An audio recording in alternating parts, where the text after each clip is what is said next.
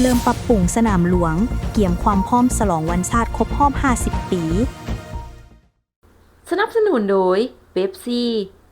สนามหลวงแม่นพื้นที่สาธารณะขนาดใหญ่ของนครหลวงเวียงจันทน์ตั้งอยู่ด้านหลังพระธาตุหลวงและด้านหน้าของหอสภาแห่งชาติเป็นพื้นที่ที่มีบทบาทเป็นศูนย์กลางสำหรับการจัดงานทางการพิธีการสำคัญของชาติพร้อมทั้งเป็นสถานที่ให้ประชาชนเข้ามาเฮ็ดกิจกรรมทางสังคม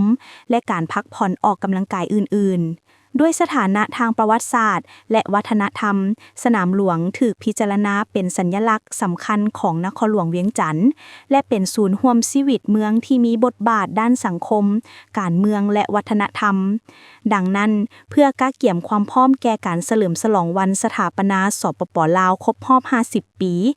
ซึ่งจะนำไส้สนามหลวงเป็นบอนสวนสนามจัดพิธีการใหญ่แผนกโยธาธิการและขนส่งนครหลวงเวียงจันทน์จึงได้ออกแจ้งการฉบับเลขที่7336/ยทขนว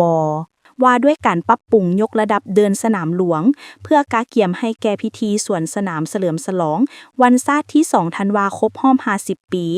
อิงตามเนื้อในแจ้งการฉบับดังกล่าวระบุว่า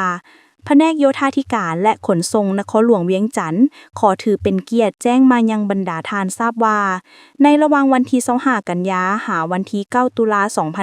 2025 15 วัน